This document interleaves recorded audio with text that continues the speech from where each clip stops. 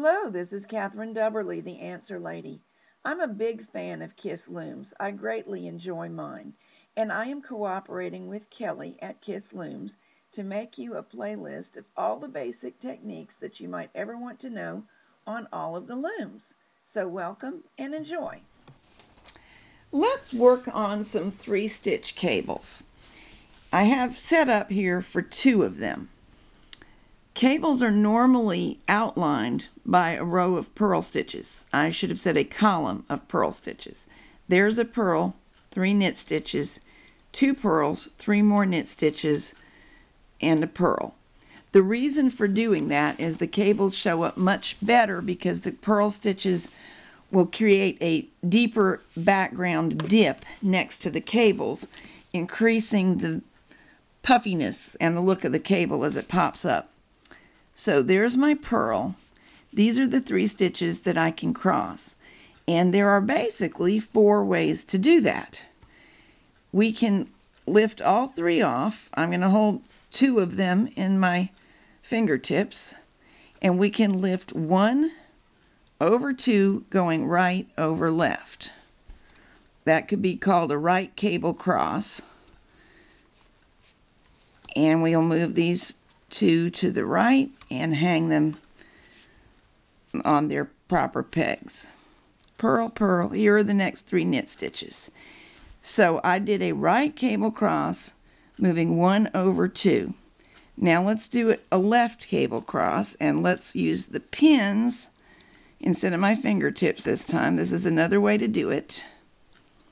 The pins are just holding a cable needle, a safety pin, your fingertips, a wing and a prayer, anything you want can hold them. But the 2 ways I use most often are my fingertips and the pins. Now I'm taking the leftmost stitch, moving it to the rightmost peg. Now I lifted these 2 stitches in order. This was the farthest to the left, and so it shall remain when I cross them. We're not trying to twist these 2 anymore. Lift it off the pin and onto the proper peg. And now we have accomplished a left over right 3-stitch cable cross. This stitch that's now here began over here. This one and this one were here and here.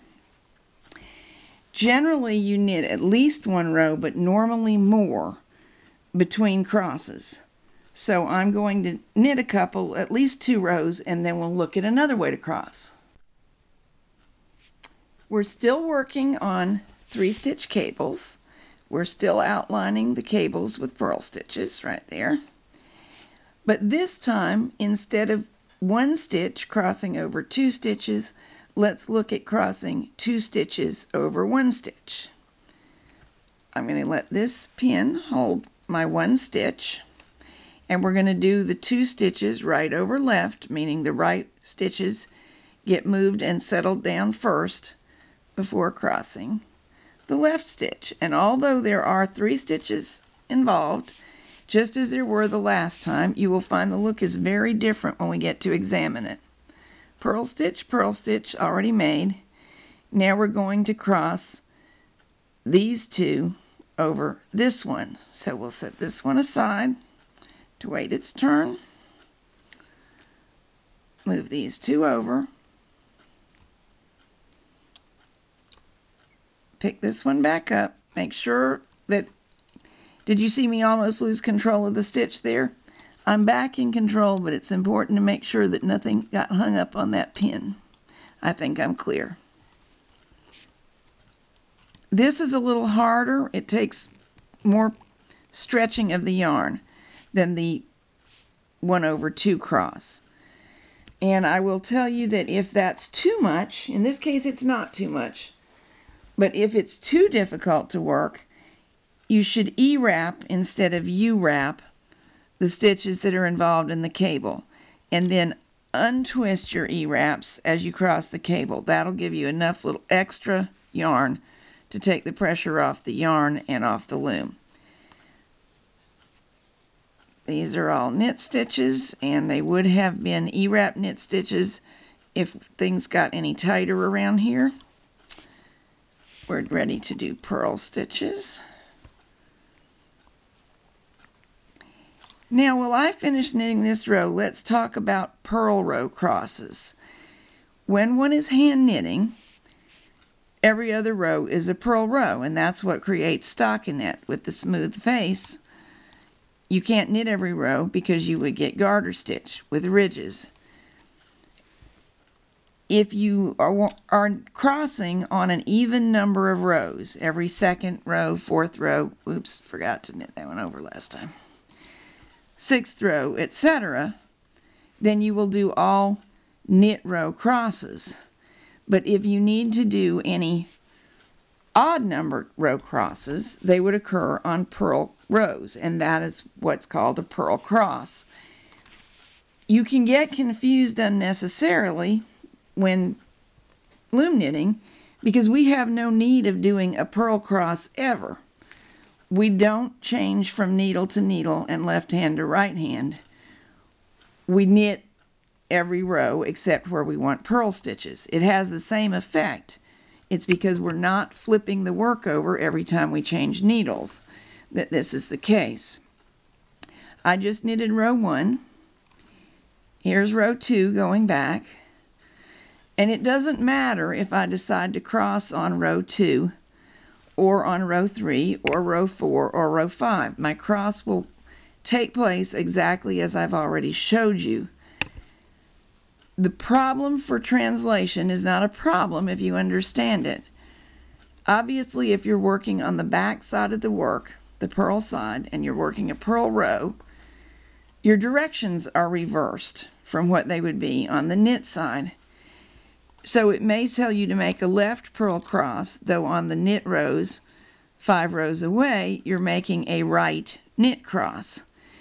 Don't get confused, and I'd say don't even read the instructions. Look at the picture and read the instructions enough to realize that you're crossing on odd numbered rows, and then you will realize what you need to do, which is just what we've already done, but every 3 or 5 rows instead of 2, 4, 6, or 8 rows. And you don't have to reverse it and do left purl crosses, though you did right knit crosses, because we're not reversing the work. I hope that made a little bit of sense. Really, what we're doing here is accomplishing exactly the same thing as somebody does with 2 knitting needles by hand. But kind of, this hook and our hands are one of the needles, and the whole loom is the other needle, effectively. And because of that, we don't flip the work back and forth, and it's really simpler for us to envision what we're doing with a cable. The other difference between hand knitting a cable and loom knitting a cable doesn't have to be a difference, but when possible, I prefer to wrap the whole row, or do it as I'm doing it here. I'm wrapping all the knit stitches up to a purl. There's my purl. And then I might catch myself up, do these couple of knits. But I can get the whole row knitted and then make my cable crosses, whereas if I were knitting by hand, I would need to stop right now. Correction. Talking, not thinking, too much mouth, too little brain. That was a purl stitch and should not have been. If I were hand knitting and I wanted to make my next cable cross, I would need to do it right now. And that is an option, and it's an option that allows you to control the tightness more easily if you're having trouble with your cable being overly tight. Here we're doing a left over right, 1 over 2 cross. The over, remember, refers to which stitch gets replaced first. This is slightly different from the wrong side of the fabric, and I'll show you after I do these purl stitches how it will look different.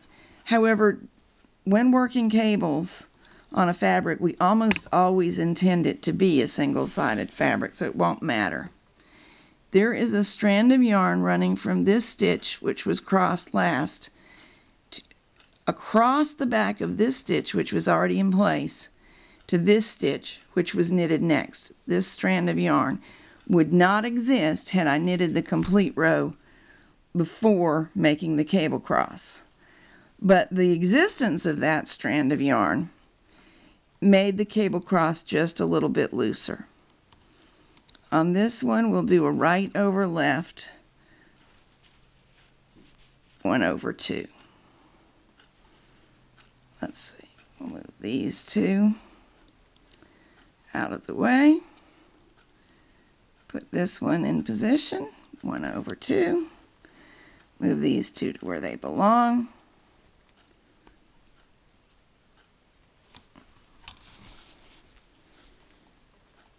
And in this case, there's a strand of yarn tucked between these stitches attached to this that you can't really see. Oops, looks like I never knitted these. Okay, I tell you what I'm going to do. I'm going to knit 2 or 3 rows so that you'll be able to get a good look at these cable crosses, and then you can review what we have knitted. Right cable crosses, left cable crosses, 1/2 cable crosses, and 2/1 cable crosses. This sample shows you something else that I sort of did on purpose. If you have multiple cables and they are centered on the front, just say this is the center front of your sweater, and these 2 cables occur right where they are and the rest of it's plain knitting out to the sides. Doing them in this way so that they are mirror images of each other, we crossed left over right on one side and right over left on the other, adds a little bit of design symmetry that's very attractive to the eye. It still would have been a nice design if both cables crossed the same direction, but doing it this way would make it appear that it's one gigantic cable, though it is not. And we can't do a gigantic cable with great ease on the loom, because you can imagine how difficult would it be to pick up 4 stitches here and 4 stitches here and lift them and cross them. The stress on the yarn would be unbearable, and on the loom and on our fingers. But we can do multiple crosses that are smaller and that harmonize, creating a larger, wider cable picture. So that is something to keep in mind. On the other hand, if you're doing a cable design that runs all the way across the front of a sweater, say there's all 20 inches of front and there are 8 cables across it, traditionally people like those cables either to all go the same direction or the ones left of center to seem to twirl in towards the center and the ones right of center to seem to twirl in towards the center. So the crosses will have been done opposite directions to achieve that. There are all kinds of ways to do cables. There's not one right way. Those are just some observations about things that have traditionally been found to look attractive.